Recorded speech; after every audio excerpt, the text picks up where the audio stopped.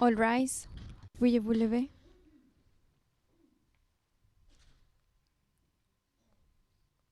The International Criminal Court is now in session.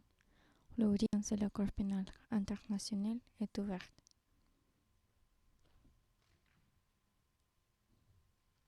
Please be seated. Veuillez vous asseoir.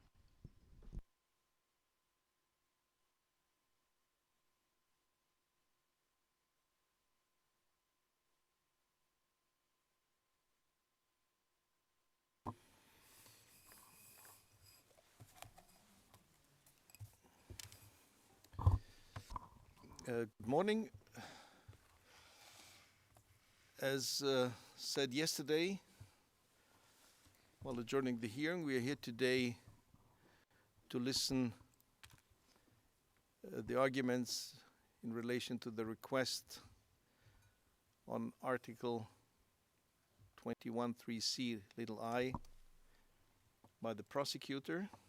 We are all aware that the prosecutor yesterday filed written submission in this regard, and I will now give first the floor to the Office of the Prosecutor, asking if he has to add something. Obviously he can, and I would also wish to say to the parties to not mention in any case, whatever comes out, states, the name of states. So just for you to know. We know what we're talking, but we should not mention the name of the states. So therefore, I will give the floor to the Office of the Prosecutor, then to the legal representative of victims, and then to the two defense teams for the issue under Article 81(3)(c) little I. And then we will try to give a decision today on it, later in the day, of course. Mr. Prosecutor, the floor is yours. Thank you, Your Honors. We have no further comments than our written submissions. Thank you. Thank you very much. Therefore, I will give the floor to Ms. Masida for the legal representative of victims. Thank you, Your Honor.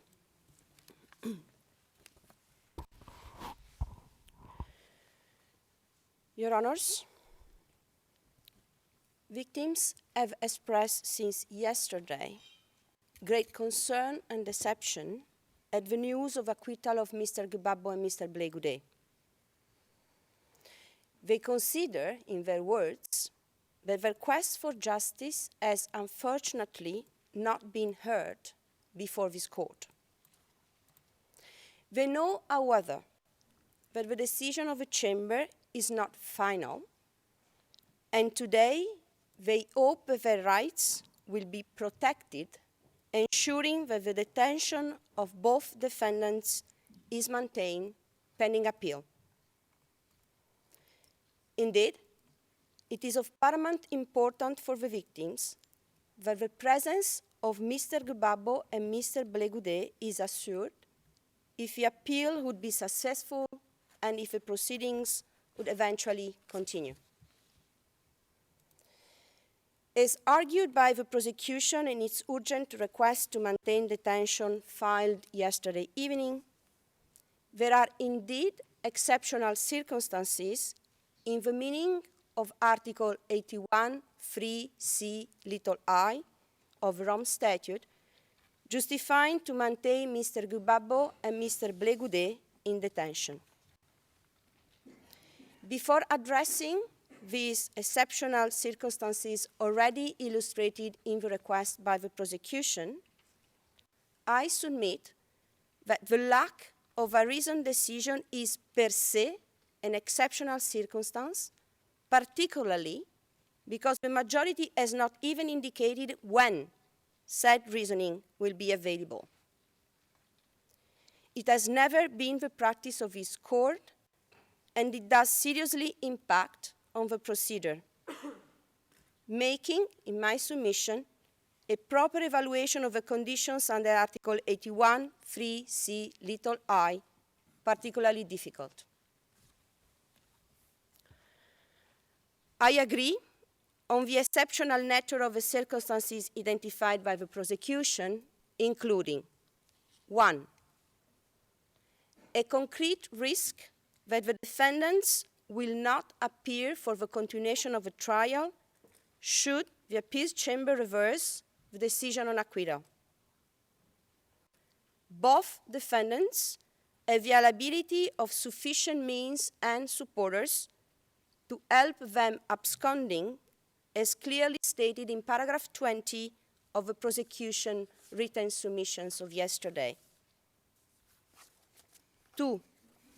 The charges against the defendants are very serious, and as the chamber indicated in the Ngujolo case, it is a criteria that deserves to be taken into account. 3. The probability of success in appeal. The fact that the majority has issued only a succinct summary of reasoning justifying the acquittal, not even indicating when the full reasoning will be available, and that the decision was taken at the majority are factors, in my view, militating for chance of success in appeal.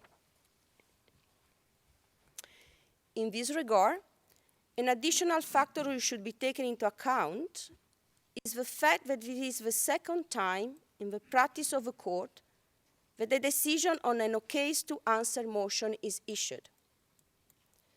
The lack of founding provision about this procedure in the Rome Statute and the minimal jurisprudence available so far before this court on this matter makes, in my submission, the appeal inherently probable, also in light of the dissenting opinion by Judge Herrera Carbucha.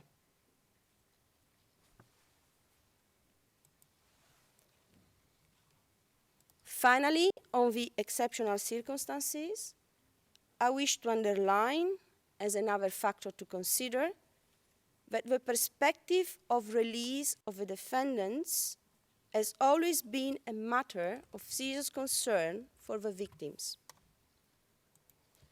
Following the acquittal, they fear exacerbation of the already volatile situation in Ivory Coast. Tensions are still latent in certain areas of Abidjan, and the defendant's release may increase said tensions. In the circumstances, I submit that the continuation of the detention of Mr. Gbagbo and Mr. Goudé pending appeal is necessary at this stage of the proceedings. In the alternative, should the chamber consider that the defendants should be released, said release should be granted under strict conditions. While agreeing on the conditions enumerated by the prosecution in its request at paragraph 24, I further submit that in addition, conditional release should be ordered in a European country geographically close to the seat of the court, and that condition number 6 in paragraph 24 of the prosecution request should include not only the imposition of not contacting witnesses and interviewed persons, but also victims, as provided for in Rule 119(1)(c) of the Rules of Procedure and Evidence. Finally, should the chamber deny the prosecution request, I support the prosecution's alternative request that Mr. Gbagbo and Mr. Goudé should remain in detention until the appeals chamber will issue its decision on the request for suspensive effect that the prosecution has already announced to make in the event of unsuccessful pleading before this chamber. This concludes my submission, Your Honors, on behalf of the victims participating in the proceedings. Thank you very much. I give now the floor to the defense. Maître Altit, you're at the floor.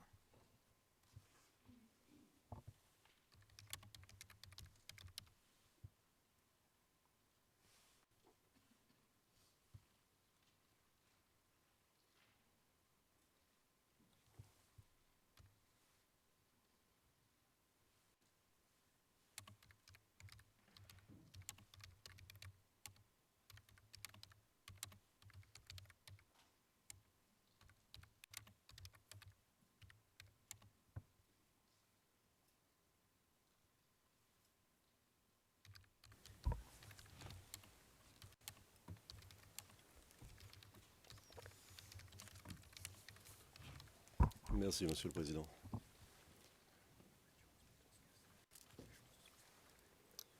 Monsieur le Président, Madame, Monsieur, quelques brèves remarques. Le procureur et le représentant légal des victimes s'opposent à la mise en liberté immédiate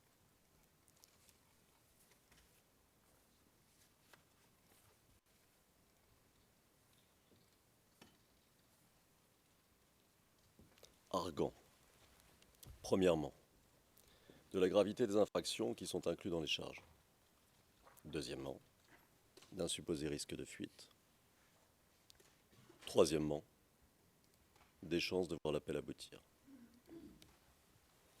Premièrement, la gravité n'est pas une condition de maintien en détention qui soit acceptable ici. En effet, le procureur et la représentante légale des victimes ne donnent aucune indication sur ce qu'ils entendent par gravité.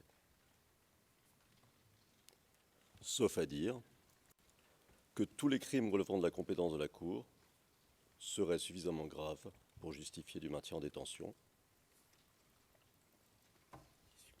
ce qui n'aurait pas grand sens, puisque dans ce cas, aucune mise en liberté ne serait jamais prononcée. À l'évidence, ce n'est pas l'intention des rédacteurs du statut de Rome. À l'évidence, ce serait contraire au respect de la liberté comme droit fondamental de la personne.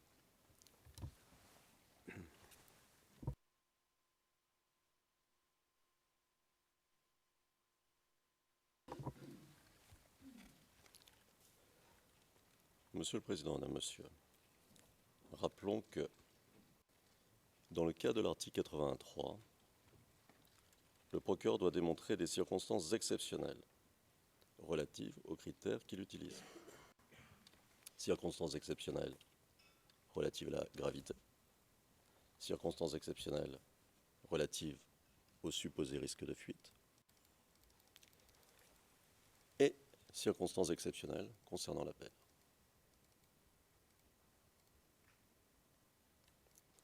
Autrement dit, pour respecter la logique de l'article, le procureur et la représentante légale des victimes auraient dû démontrer qu'il s'agissait de gravité exceptionnelle, de risque de fuite exceptionnel, ce que, évidemment, ils ne font pas. Concernant le risque de fuite,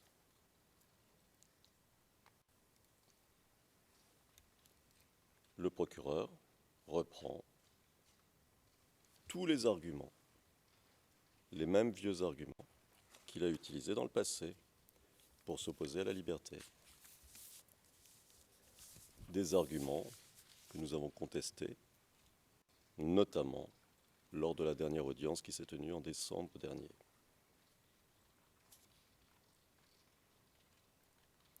Vous noterez que concernant le risque de fuite, le procureur n'apporte rien, absolument rien d'utile sur ce point.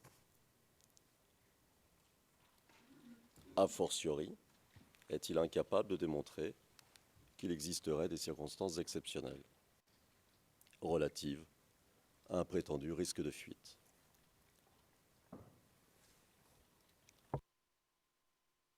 Sur les circonstances exceptionnelles.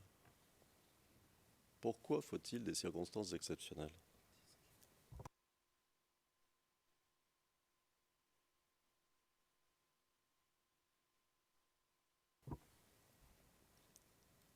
Pourquoi des circonstances exceptionnelles ? Parce que le contexte a changé. Le contexte est celui d'un acquittement. Le procureur vous tient un langage qui est un langage d'avant-acquittement. Comme le disait le président Cotte, en 2012, dans l'affaire Ndjulo, après l'acquittement de M. Ndjulo, et je cite, « À ce stade procédural, la liberté doit être en effet plus que jamais la règle et la détention l'exception. Fin de citation. C'est le transcrit T3 du 18 décembre 2012, page 4, lignes 22 et 23.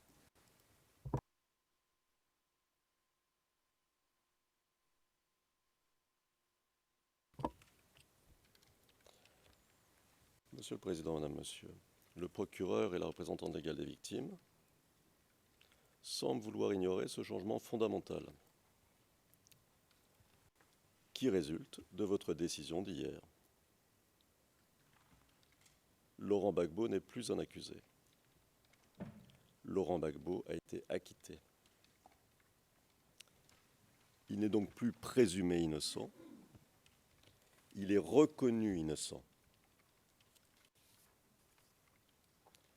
Et cela change tout, évidemment. Il a été acquitté de toutes les charges, de toutes les accusations que le procureur a portées contre lui.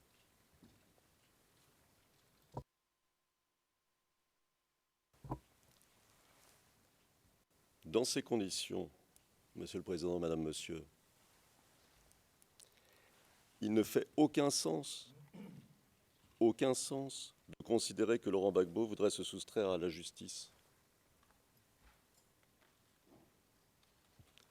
Une justice qu'il a acquittée.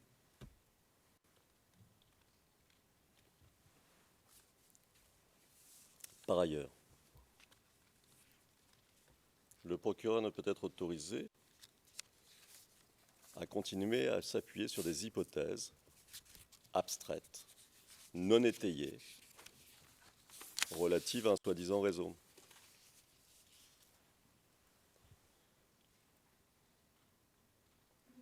Ici, le procureur aurait dû démontrer plus que jamais la réalité concrète d'un risque de fuite sur la base de faits objectifs et sur la base de circonstances exceptionnelles. Circonstances exceptionnelles qui sont les seules à permettre qu'une personne acquittée, innocentée, soit maintenue en détention. D'ailleurs, le procureur lui-même reconnaît, dans ses écritures, qu'il doit atteindre un seuil plus élevé du fait du jugement d'acquittement. Seuil qu'il n'atteint évidemment pas.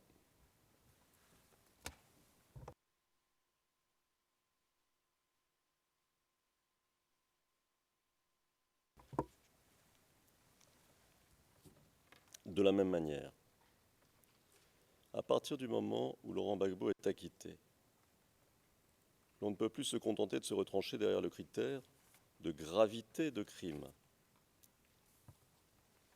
puisqu'il a été acquitté des crimes.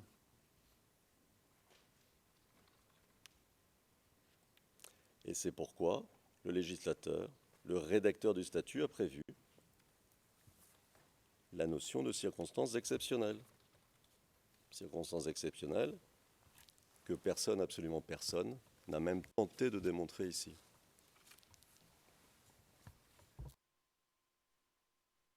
Quant aux critères qui consistent à examiner si l'appel pourrait aboutir ou pas,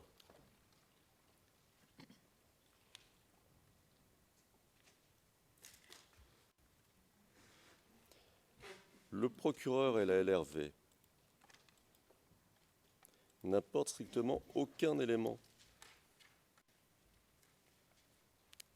Ils ne peuvent se prévaloir de l'absence de décision écrite pour alléguer de circonstances exceptionnelles qui justifieraient un maintien en détention. Pourquoi ? Parce que des circonstances exceptionnelles doivent pouvoir être objectivement prouvées. Sinon, ce ne sont pas des circonstances exceptionnelles, ce sont des hypothèses.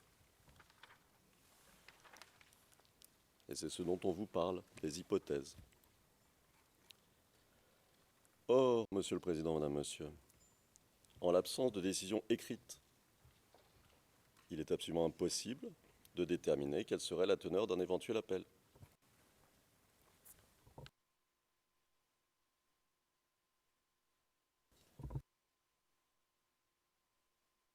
En l'absence de décision écrite, il est absolument impossible de déterminer quelle serait la teneur d'un éventuel appel.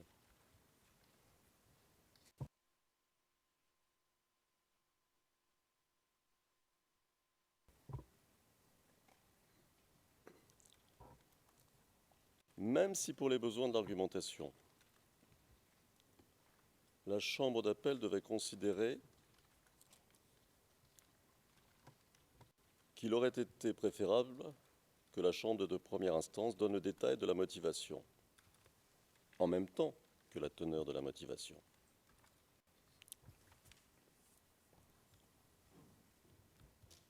Cela ne changerait rien à l'acquittement en soi.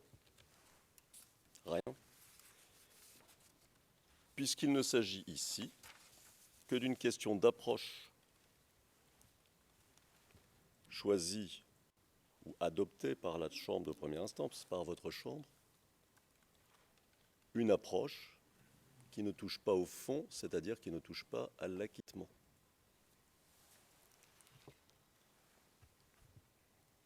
Enfin,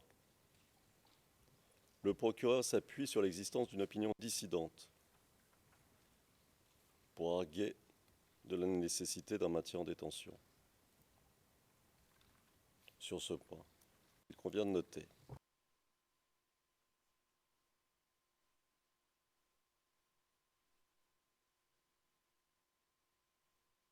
premièrement que l'existence en soi d'une opinion dissidente est un élément procédural normal qui ne peut en aucune manière constituer une circonstance exceptionnelle.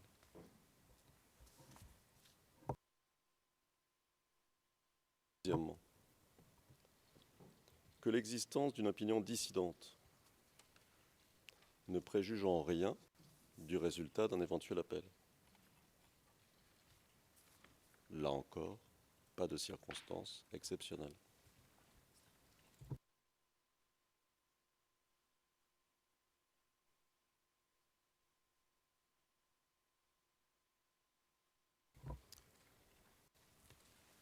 Je reviens un instant sur ce point. L'existence d'une opinion dissidente ne nous donne aucune indication sur ce que pourrait être le résultat d'un éventuel appel. Et par conséquent, il n'y a pas la circonstance exceptionnelle.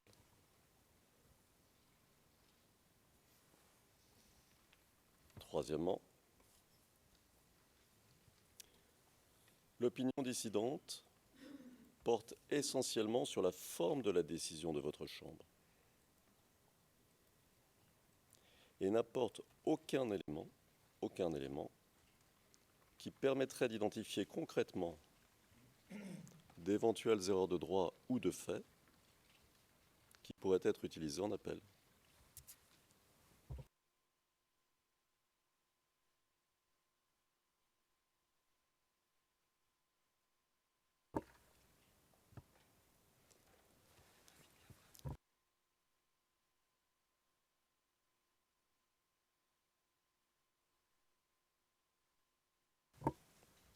J'insiste, l'opinion dissidente porte essentiellement sur la forme de la décision de votre Chambre et ne donne aucun élément permettant d'identifier concrètement des erreurs de fait ou de droit qui pourraient être éventuellement utilisées en appel.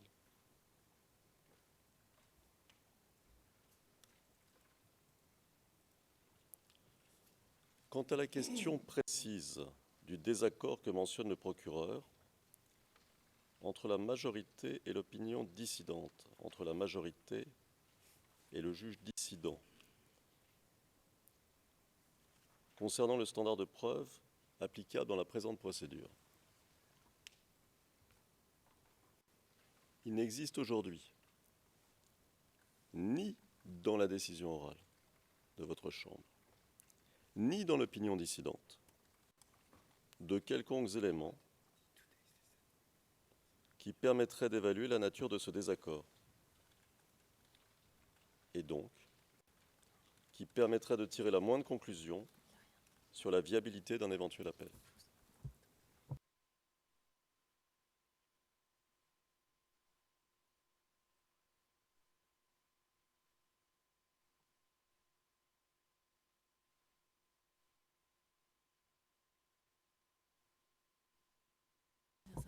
Je vais revenir un instant sur ce point.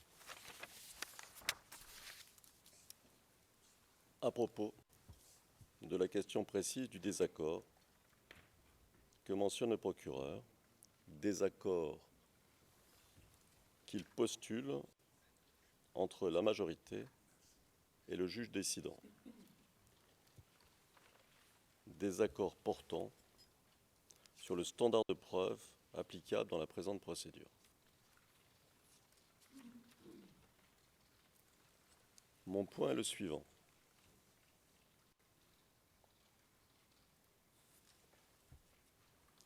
Il n'existe aujourd'hui, ni dans la décision orale, ni dans l'opinion dissidente, de quelconques éléments qui donneraient à comprendre ou qui permettraient d'évaluer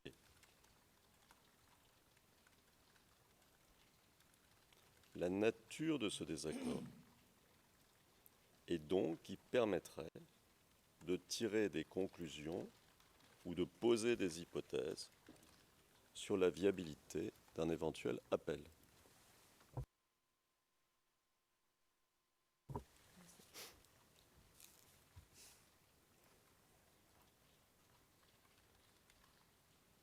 Notons, Monsieur le Président, Madame, Monsieur, que, comme les juges majoritaires, la juge dissidente a indiqué, elle aussi, qu'elle donnerait les raisons de sa position ultérieurement. C'est au paragraphe 48 de l'opinion dissidente, l'écriture 1234.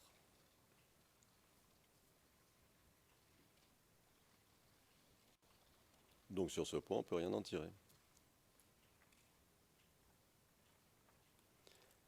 En fait, et pour faire simple, le procureur semble estimer que le simple fait qu'il pourrait présenter des arguments en appel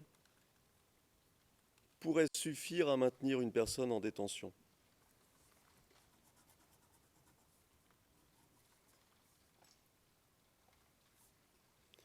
Pourrait suffire à maintenir en détention une personne acquittée.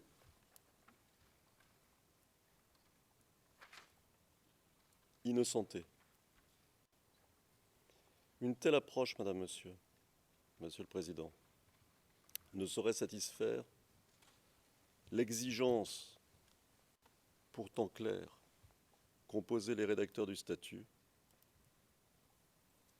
qui ont voulu, pour garantir les droits de l'individu, que le critère de circonstances exceptionnelles soit satisfait. Parce que si on suit le procureur et si on suit la représentante légale des victimes,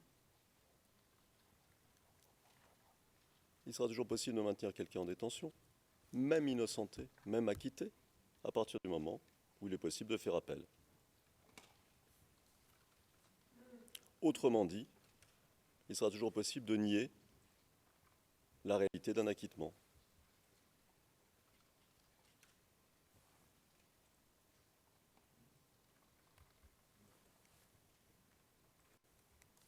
Ce qui nous paraît important, Monsieur le Président, Madame, Monsieur, c'est qu'aujourd'hui, il convient de constater que le procureur est incapable, quel que soit l'angle sous lequel on prend la question, de justifier de la moindre circonstance exceptionnelle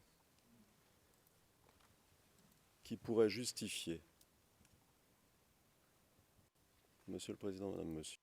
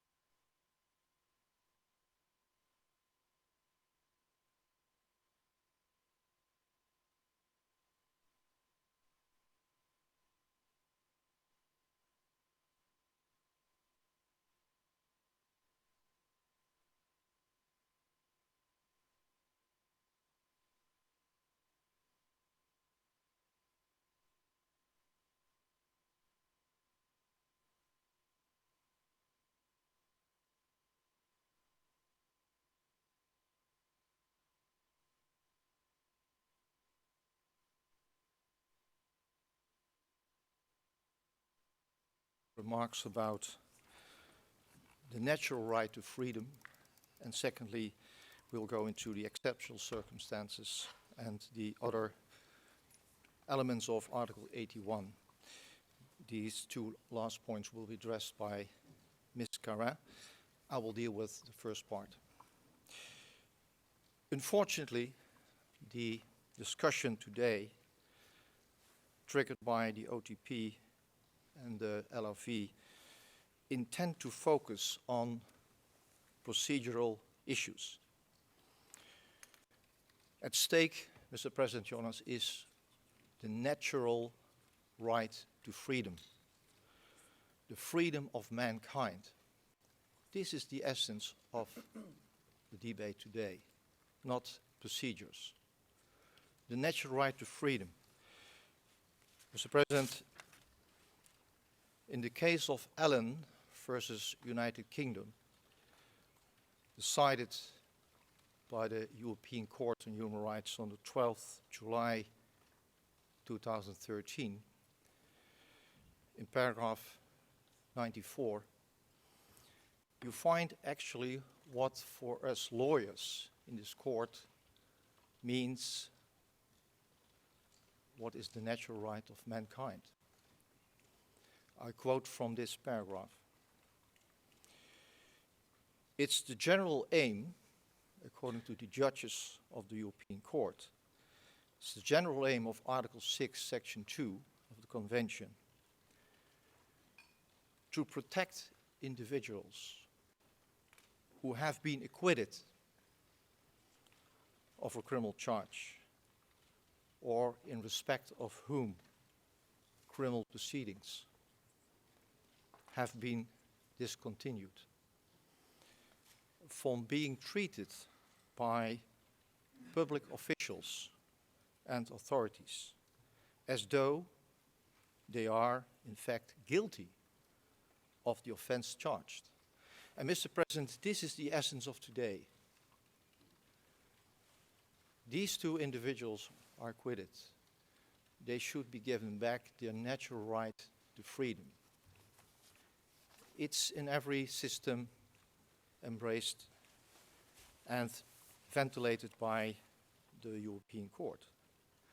Without protection to ensure respect for the acquittal, I'm still quoting paragraph 94 of the Allen versus UK judgment. Without protection to ensure respect for the acquittal or the discontinuation of the trial, the fair trial guarantees of the Article 6, Section 2 provision is becoming theoretical and illusory. Too small? Okay. Mr. President, this is my first remark.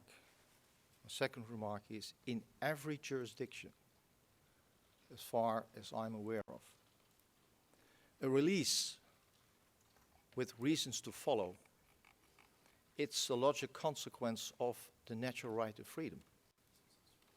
It is in conformity with this natural right to freedom.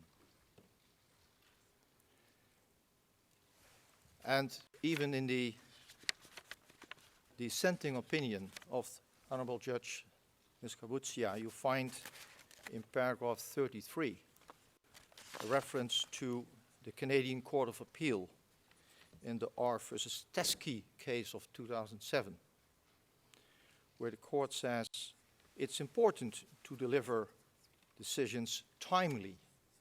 It's not to say directly. That's the difference. A timely decision. And although not precluded from announcing a verdict with reasons to follow, of course, the trial judge should be mindful of the importance that reasons are to follow. But it's not necessary, also according to this judgment, which is also in conformity with United States case law and case law of Supreme Courts in the European hemisphere, it's not in contravention with international law that on every occasion a delay in rendering a full decision could be tantamount to a violation of the appellate review. We believe that setting accused person free at the moment the court finds no reasons to continue with the case, in a complex case as this, whereby the judgment might be rendered in its reasoning somewhat later, is in conformity with international law and with national jurisdictional law.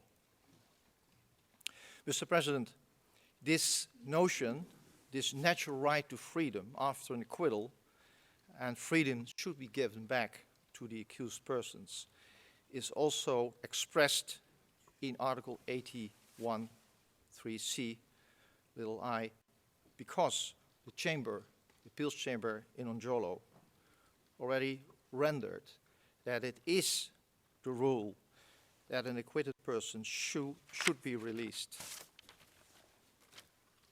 This is the rule. And this natural right to freedom is also clearly ventilated in international treaty law. Article 9 of the ICCPR, Article 5, Section 3 of the European Convention on Human Rights, Article 7 of the American Convention on Human Rights, and Article 6 of the African Charter on Human and People's Rights. So the conclusion is clearly that a continued detention of an acquitted person pending an appeal is in contravention to international law and is in contravention to the natural state of mankind as being free, and also in contravention with the vast case law of the European Court on Human Rights. Now, Mr. President, having said this, I also observe that other judges in this court have reflected the same view on how to interpret human rights in the context of proceedings before the ICC. First, the presiding judge, Kotte in Onjolo, clearly said that the assessment of detention after acquittal should be put in the context of the acquittal. He used the words, le contentieux de la détention. Although this term was not reproduced in the English version of the transcript, it's clearly that Judge Kotte meant to say that we should not reason in the abstract, but in the specific realm of an acquittal. Also, Judge van den Wijngaard recalled this during the status conference where the parties and participants debated about the immediate release of Mr. Onjolo. I quote from the transcript, English transcript, page 7-8, that ICC 01-04-02-12. Judges van de Wijngaard asked the prosecution the following question, speaking about the criterion of the seriousness of the charges. You did not develop, notably, the gravity of the crime. And once again, what is special about this? In view of the fact that for each individual accused before a court, the facts or events mean that there is a serious offense at hand, unquote. Of course, Judge van der Wijngaard was totally right. What is special about a charge before an international criminal court? These charges are ab initio serious. And therefore, these charges as such cannot function as an exceptional circumstance in the context of Article 81. Mr. President, this natural right which should be given back to these two accused should also extend to the core of the debate. We're not speaking longer anymore about interim release. We're speaking about immediate release. In other words, apart from the presumption of innocence, which always applies in every case, there is an additional dimension which features here. And this preservation is the freedom of a person. The freedom of a person who has been tried and judged not guilty. That is the additional dimension which comes on top of the presumption of innocence. And this additional presumption, the preservation of freedom of a person who has been tried and judged not guilty, of course has consequences for the debate today. And as a result, in our submission, the necessity of conditions to release is a discussion which is moot in light of what we just observed as part of international law and human rights treaty law. That means that the discussion about conditions is a discussion which should not take place in the context of immediate release. Apart from this, the prosecution failed to prove that such conditions are actually necessary in the present case. Secondly, about the exceptional circumstance, Mr. President, we believe that the prosecution makes a misinterpretation of the structure and wording of Article 81(3)(c) (i). The aspect of a concrete risk of flight or the seriousness of a crime are factors which are separate from the exceptional circumstances. A concrete risk of flight is one factor which is mentioned in this provision, but it's not to be subsumed under the concept of exceptional circumstances. Article 81(3)(c) (i) does not give, therefore, to the criterion of flight risk the status of a sub-criterion of exceptional circumstances. These are two distinct and separate criteria. You can find this also in the text of Article 81(3)(c) sub I, saying under exceptional circumstances and having regard to the concrete risk of flight. So it's accumulation of factors, and the factors mentioned after the words and having regard inter alia are therefore factors which do not define the criterion of exceptional circumstances. As a result, by the way, this is also the view of Judge van der Wijngaard in the Nonjolo case, where she specifically made a distinction between, on the one hand, exceptional circumstances, and on the other hand, the special factors such as flight risk, the seriousness of the crime, and the probability of success of an appeal. Having observed this, Mr. President, we can conclude, therefore, that the prosecution has failed to address exceptional circumstance because the prosecution defines the alleged exceptional circumstances with the factors which are clearly separated from this criterion in Article 81, 3C sub 1. Finally, as part of my submission, the first specific factor not being exceptional circumstance, namely the concrete risk of flight. As the court might recall, the defense of Mr. Goudé on the 13th December 2018, when there was a discussion on the interim release, already addressed the issue of the so-called risk of flight. In addition, we refer, Mr. President, to an important ruling of the European Court on Human Rights in the case of Gbagbo versus Moldova for January 2006, paragraph 58, where the judges of the European Court actually contemplated on the definition of a danger that an accused would abscond and ruled on two important criteria. First, the danger of an accused absconding cannot be solely determined on the basis of the severity of the sentence which might be at stake.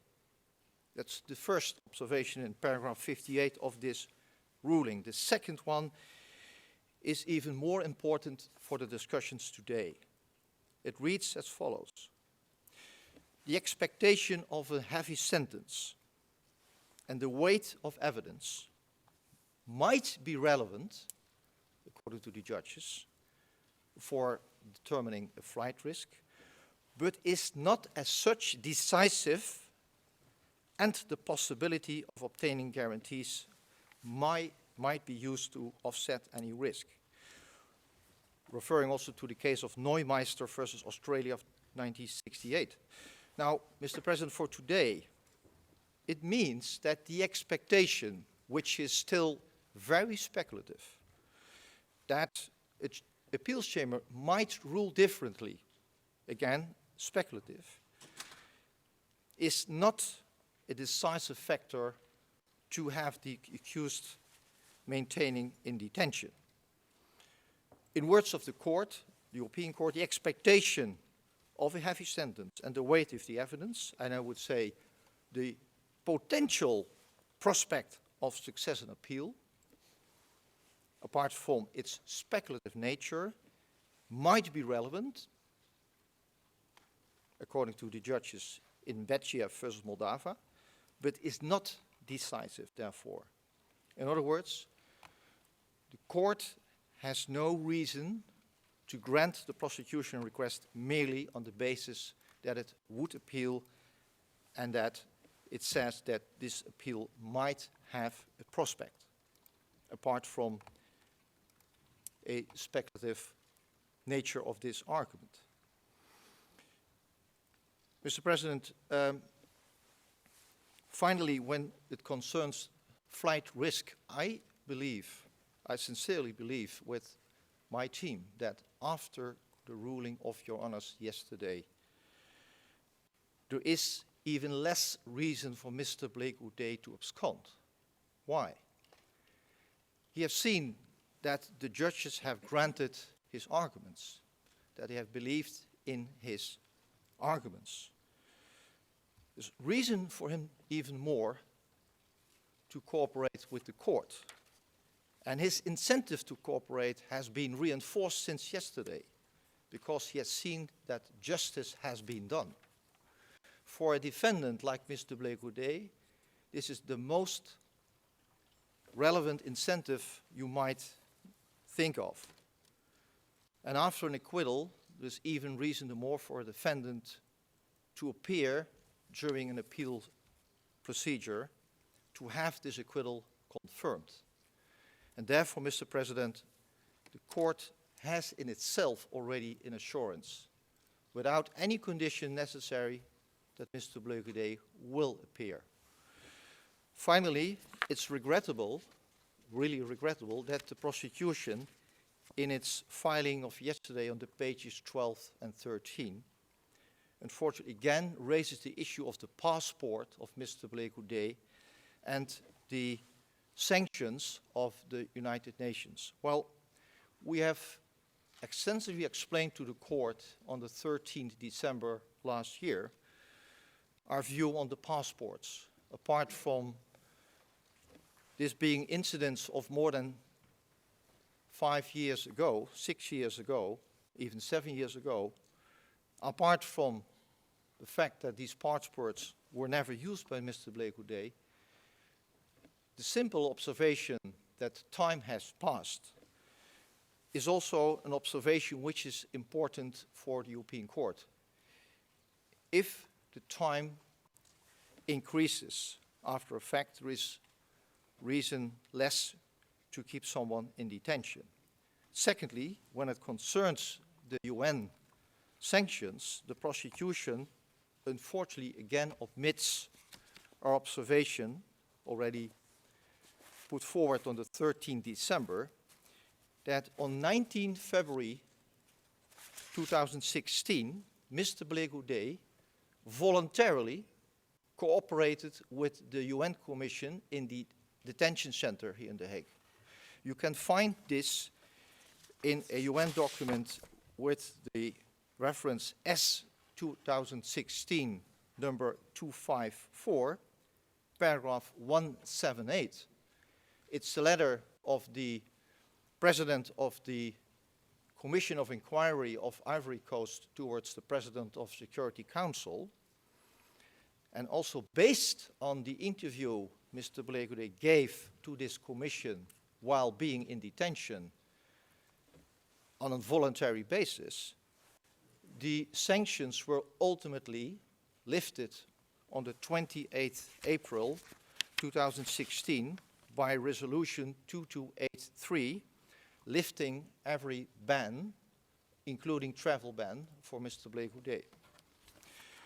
Therefore, the reference in the submissions by the prosecution to a situation which lasted till 2013 and 16 is therefore a reference which is not topical anymore. Apart from the 6 years which have expired after all these so-called incidents, the actual situation is such that there is no travel ban or sanction whatsoever with respect to Mr. Charles Goudé. In other words, the prosecution cannot deduce a flight risk from these actions, therefore, some years ago.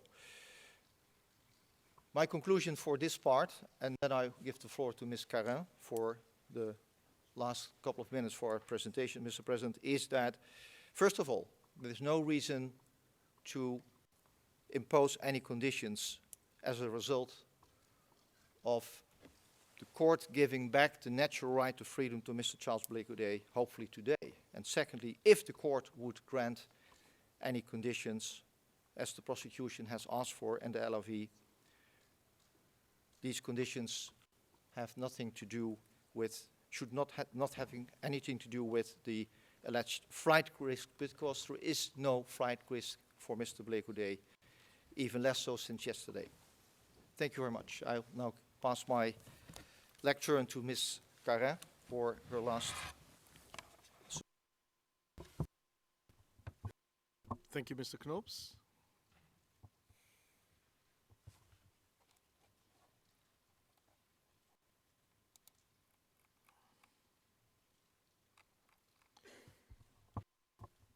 Ms. Carin, please. Good morning, Your Honors. I will now turn to the criterion of the seriousness of the offense charged, and I will be very brief. It's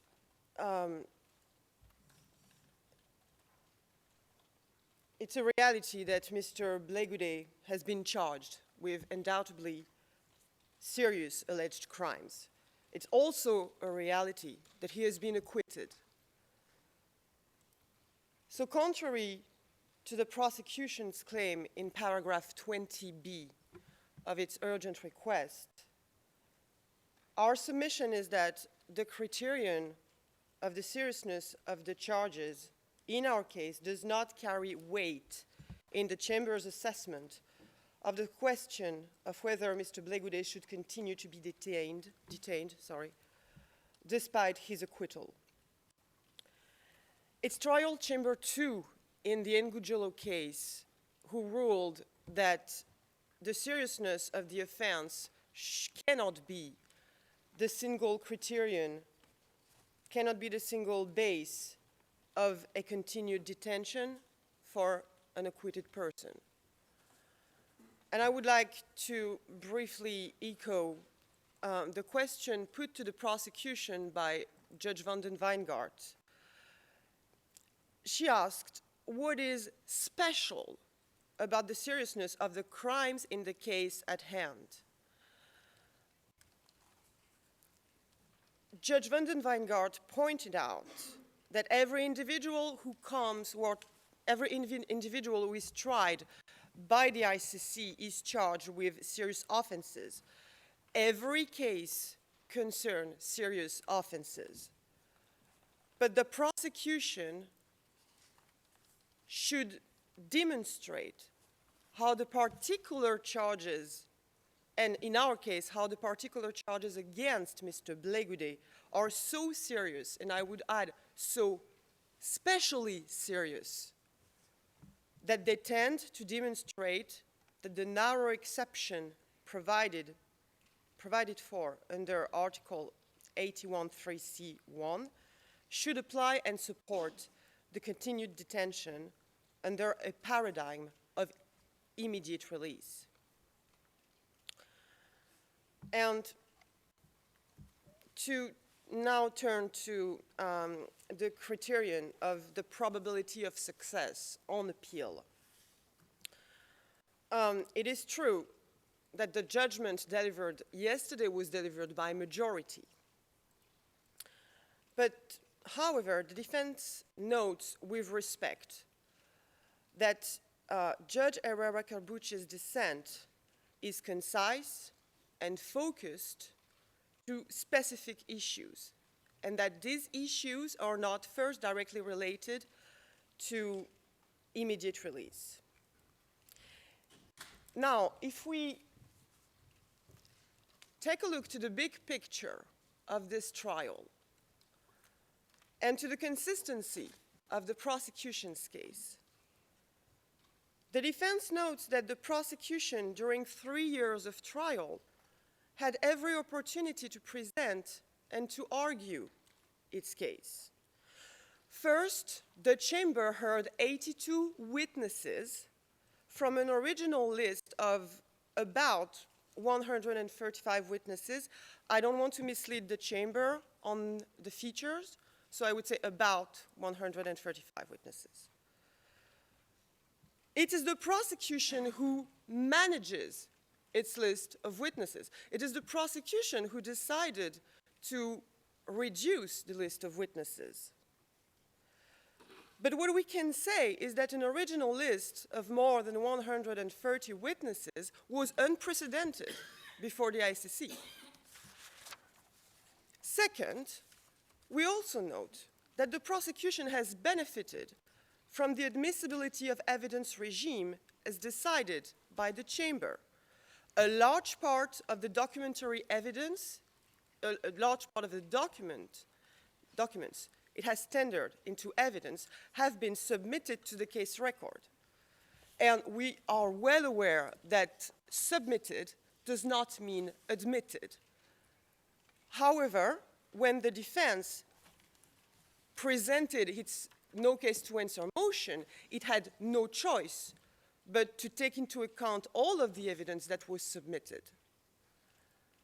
Third, the prosecution also had the opportunity to present a trial brief at the conclusion of its case, and this was also unprecedented before the International Criminal Court. Despite all of these conditions, to present and to argue a case, the prosecution has failed to prove the charges against the accused. The defense submits that there is no reason to consider that the appeals chamber, in case the prosecution proceeds with lodging an appeal against the judgment, will rule differently. And finally, although the majority did not provide its full reasoning yesterday, it did deliver the decisive arguments for its acquittal in conformity with international law. Therefore, the probability of success of an appeal appears very limited. And this is opposed to what the prosecution suggests in its request. And that's, this terminates my intervention. Thank you, Your Honor. Thank you very Mr. much. President, we conclude with the final observation that keeping Mr. Goudé after today in detention, which also includes interim release with conditions, which is a type of detention, would result in treating him as being guilty. In terms of Allen versus United Kingdom, in paragraph 94, to protect individuals who have been acquitted of a criminal charge from being treated by public officials or authorities as though they are in fact guilty of the crime is in contravention of international law. Therefore, we submit that even the request of the prosecution, as ventilated in paragraph 29 of its submission, to ask for measures of this court to keep the individuals who have been acquitted in detention, although the power is in the hands of the appeals chamber, but still the court, the prosecution asked your chamber to take measures to keep Mr. Goudé in detention pending a potential speedy appeal to the appeals chamber, is even not in conformity with the law, because it would mean that people who are acquitted are still being perceived and treated as in fact guilty because they are in detention or measures are being taken to keep them in detention. So therefore we also submit that the alternative request of the prosecution as set forth in paragraph 29 should not be granted by the chamber. Thank you very much. Thank you very much. Just to, Mr. Prosecutor? Your Honors, with your permission, I feel compelled to respond discreetly to both defense teams' arguments and what they've mentioned, because I think it would be important for the chamber to have the position of the prosecution not being distorted, and also in order to recall past decision of this chamber and other chambers to arguments that have been raised, or the inapplicability, for instance, of the Allen decision, which has nothing to do with this case. So I would ask briefly, a few minutes, it's going to be very short, in order to respond. I give you the few minutes, of course, but you mean now, immediately, yes. But that means that we have to return again. That may be the case. Yes, okay, so briefly, please. If you allow me, Your Monsieur le Honors. Président. Yes, Mr. Matralti. Oui, Monsieur le Président, merci. Nous objectons naturellement à cette demande de l'accusation. Chacun a pu s'exprimer de manière extensive grâce à votre Chambre. Et nous ne comprenons absolument pas quel est l'objet revenir encore une fois, chacun puisse s'exprimer comme il le souhaitait. Arrêtons là les frais, s'il vous plaît, Monsieur le Président. Well, Oui, pardon. I think this is a very, very delicate moment of the trial, a very delicate issue, and I think that if there is something well to say, the more we say, the better it is. So I give the floor to the office of the prosecutor, and please be really very focused and very brief. Thank you. Thank you, Your Honor. Just a minute. Juste un mot, Monsieur le Président, pour être tout à fait complet. Pour l'enregistrement, je voulais juste ajouter que l'accusation étant en demande, il était difficile pour moi de comprendre pourquoi elle allait répondre. Mais je m'en remets tout à fait à votre chambre. Your Honors. Excuse me, sorry. but the last part was not the translators didn't, the interpreters didn't understand what you said, the last few sentences. So please, can you just repeat this?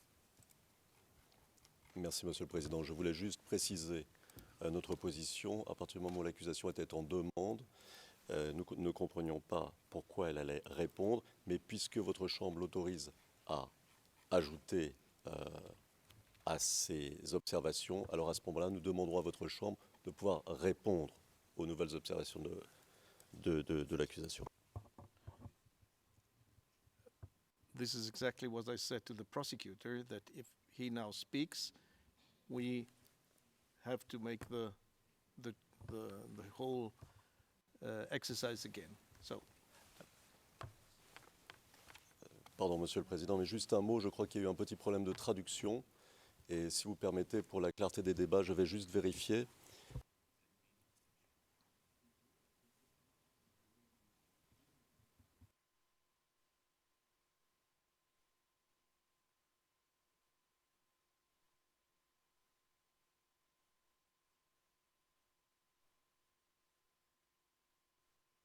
Alors, peut-être un mot pour essayer d'éclaircir les choses.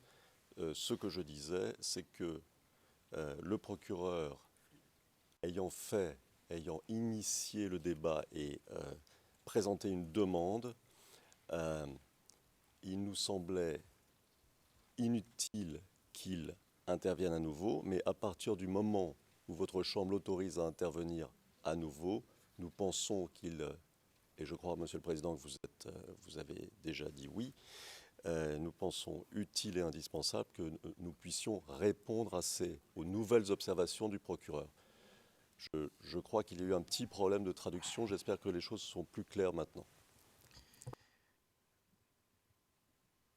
Maître Eltit, just for you, I said, because of the importance of the subject we are debating, I give exceptionally the floor back to the prosecutor for his short remarks and answer to your arguments.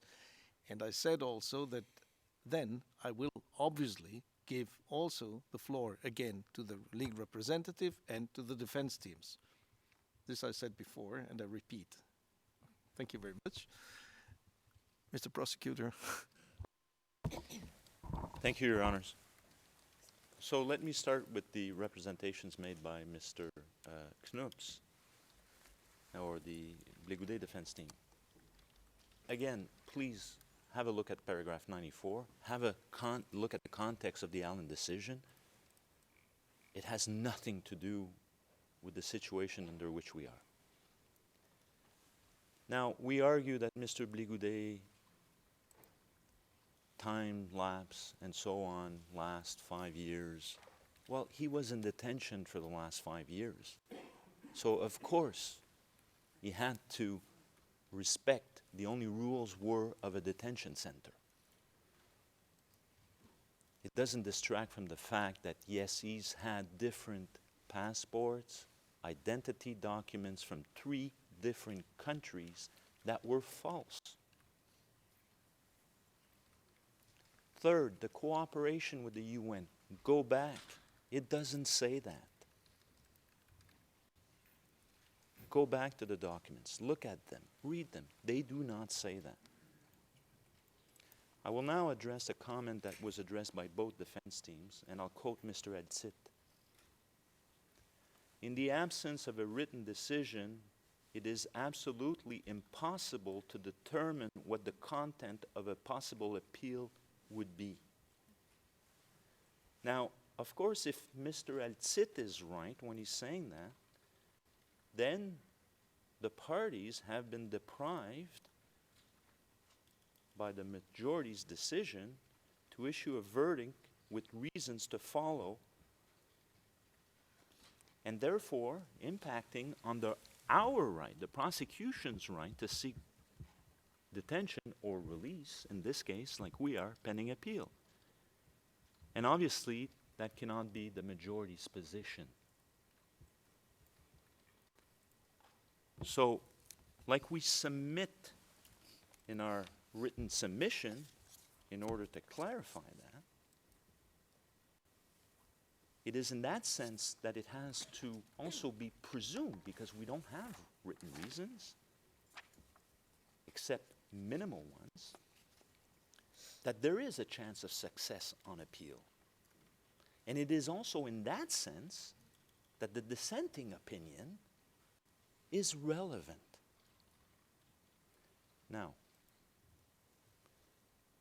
that in and of itself is by definition exceptional circumstances. That's where we are. And this chamber has before. So we are in exceptional circumstances in the way the decision was delivered. I will not dwell on that. We're also in exceptional circumstances into the legal issues that will be involved. And the dissenting opinion, in that sense, is an indication. So therefore, this is why we're also here, and this is why the prosecution is saying that the chances on appeal are not impossible, are viable. Therefore, a retrial is a real possibility. Therefore, the same risks of flight that have been recognized by this chamber in, I don't know, over 10 decisions, still exists. This is why we need to protect the record, the existing record, of any influence by the accused. So therefore, and this also has been recognized and maintained by majority, maybe in the last decisions, but still nevertheless applicable.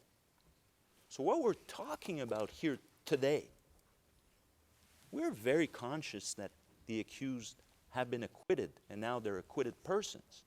But we also know very well, and I cannot comment, and will not comment, a decision that has not been issued, for the very reasons that we don't want to be seen as influencing the chamber in any way. The appearance of it. So this is what we're saying today is, yes, the accused have been acquitted. There's another forum that will deal with all these issues. Everybody knows that. And in the meantime, because of the novelty of these legal issues, including an acquittal at a no case to answer stage, in which tests should be applied and how, as one ground currently being identified, will be decided. And in the meantime, we're recommending that conditions be imposed.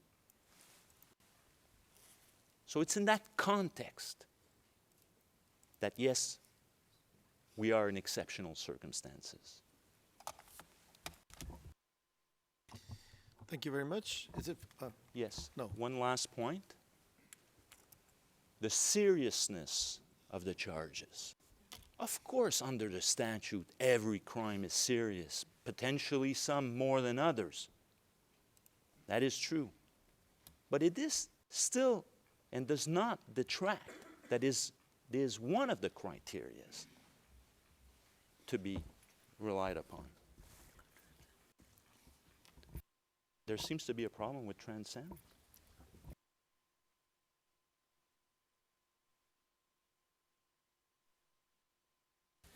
Thank you, Your Honors. I'm sorry. Thank you. Thank you. Legal representative of victims. Thank you, Your Honor. I have just one comment after having heard the prosecution. Small one, touching my comments to the last comment of the prosecution in relation to the gravity of the conduct, which is, of course, not the only factor that should be taken into account. And the second point that I would like to make in relation to the quotation of the Ingujolo hearing in relation to the same issue that we are discussing today, I would like to draw the attention of the Chamber on the transcript of that hearing, which clearly states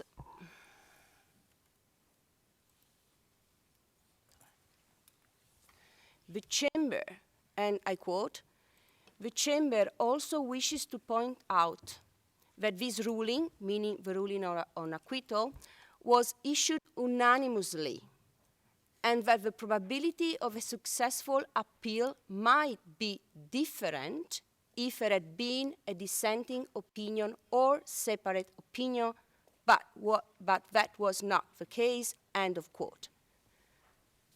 Therefore, the simple fact that there is a dissenting opinion may be considered as a factor in deciding on the prospective chance of appeal.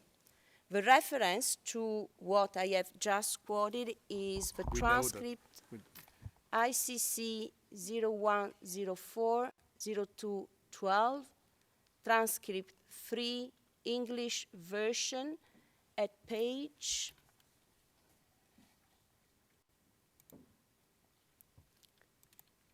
4 of the hearing of 18 December 2012. Thank you. Thank you. Maître El Titre, you'll see. Merci, Monsieur le Président. Monsieur le Président, je vais être très bref, puisqu'essentiellement, le procureur n'a fait que répéter ce qu'il avait dit dans ses soumissions écrites. Donc je ne vais pas y revenir. Je voudrais simplement noter un point qui me paraît peu clair. Qu'est-ce que ça veut dire protéger le dossier? Ça veut dire quoi? Le dossier, il est là. Le cas du procureur a été présenté. Il est terminé. Il faut protéger quoi exactement?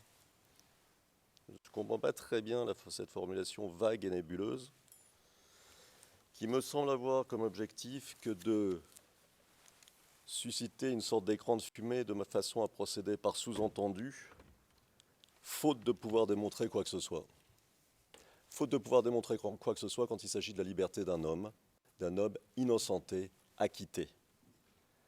Justement, là où il aurait fallu être précis, parce qu'il s'agit du cœur de ce qu'est un procès, la liberté d'un homme, les droits d'un individu. C'est inacceptable de vouloir procéder par sous-entendu, hypothèse fumeuse. Voilà, Monsieur le Président, Madame, Monsieur. Thank you very much. Mr. Knops. Mr. President, we have three remarks based on the prosecution's response. First of all, of course, the context of the factual context of the Allen versus United Kingdom case was different. But the paragraph which I quoted from this judgment, paragraph 94, deals with the general principles underlying Article 6, Section 2 of the Convention. So the court, in another context, that's true, what my learned colleague told the court, Allen case, but this paragraph deals with the parameters of how to treat a person who has been found not guilty. Very simple.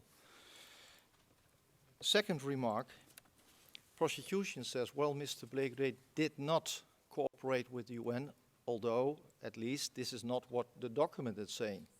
Indeed, it's not literally saying Mr. Blake cooperated with us. But it does say that he could have refused, accepted an interview during which the representative of the UN asked him a lot of questions about his whereabouts. Even they confronted him with this passport of Mali. You find in this document as 216-254 in paragraph 178. In paragraph 179, I have the document with me, that the representatives who came to the UN detention center to speak to Mr. Goudé, and he consented, as mentioned, asked him, why did you have this passport of Mali? Well, he explained it to them, and he said, I never used it. Based on this interview, Mr. President, in 2016, the sanctions were lifted, including a travel ban. So for the UN, it was not a problem that Mr. Goudé, for some reasons, apparently had another passport, which he never used. So it's a past story, it's history. It's being dealt with. It had nothing to do with detention. It has to do with a defendant who voluntarily cooperates with an international organization. That's the reality of today, and not what happened in 2013 on this issue. And about flight risk, the prosecution didn't mention, but the court knows that in the case of Mr. Nonjolo, no exceptional circumstances were accepted by the chamber, even though there was an allegation that Mr. Nonjolo escaped from prison after a military court order, and even with allegations that he intimidated witnesses. Even with those allegations, the court did not find exceptional circumstances to have him released. For Mr. Goudé, these elements are far from reality. Finally, Mr. President, the prosecution is actually, basically, saying to this chamber, we have exceptional circumstances because there is a dissenting opinion. But all due respect for dissenting opinions, but the reality is there is an acquittal. And I have read the dissenting opinion with great interest, but I also noted, and this is not what the prosecution is saying to the court, in paragraph 37 of the dissenting opinion, the judge dissenting wrote in her opinion, I respect the majority's decision to acquit the accused. I recognize that every accused is presumed innocent until proven guilty, and the right to be released immediately in case of an acquittal. Of course, we are all professionals. This is the natural right. So forget about the discussion about dissenting opinions. That's for the appeals stage. For now, even with the dissenting opinion, the right, the absolute right, is immediate release. So, Mr. President, Your Honors, give Mr. Goudé back his natural right, which is enshrined by every international instrument, and that he should be released today. Thank you very much. Thank you. Now I have two issues to raise, one in open and one in private session, in order to complete all the elements necessary to decide. I would ask, first of all, the defense teams if already Mr. Knoops has pointed it out, but not as clear as we might need it. At page 19, line 22 of the transcript, at a certain point you said, and therefore, Mr. President, the court has in itself already an assurance without any condition necessary that Mr. Goudé will appear in front of the court in case of appeal. So I would ask the defense teams, I mean, and this much more formally, if the defendants are ready to sign a formal submission in this regard, stating their commitment to appear before the court at any time requested, and are the defense counsel ready and willing to sign for guarantee such commitment? This would be the first question.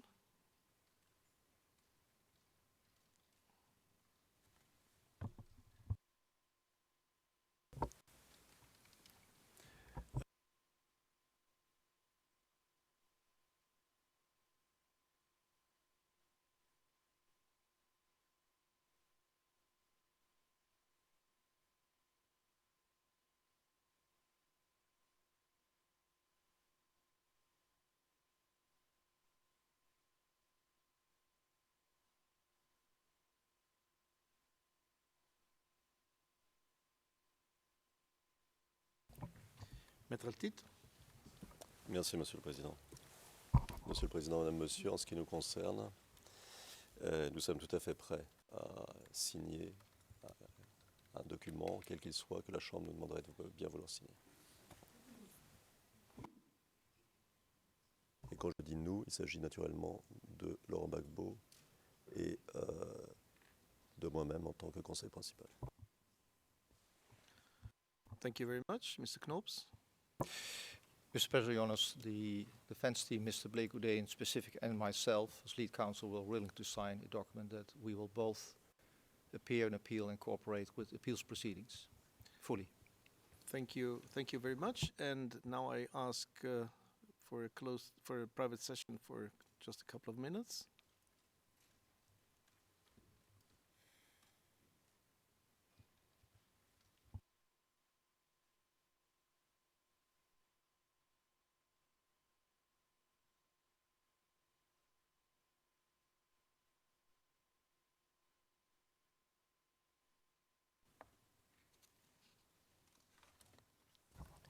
We are back in open session, Mr. President. Thank you very much. Now, the only thing that remains to do for me in this hearing is to adjourn it. Obviously, the Chamber is not in a position to give an exact hour when the decision will be pronounced in open session, but on this request, Article 81, but we will do it today. We can give a rough indication, for sure not before 3 o'clock in the afternoon, but in any case we will be in contact with the court officer and through her give you more indication if necessary. But until 3 o'clock you are free. Thank you very much. All rise. Veuillez vous lever.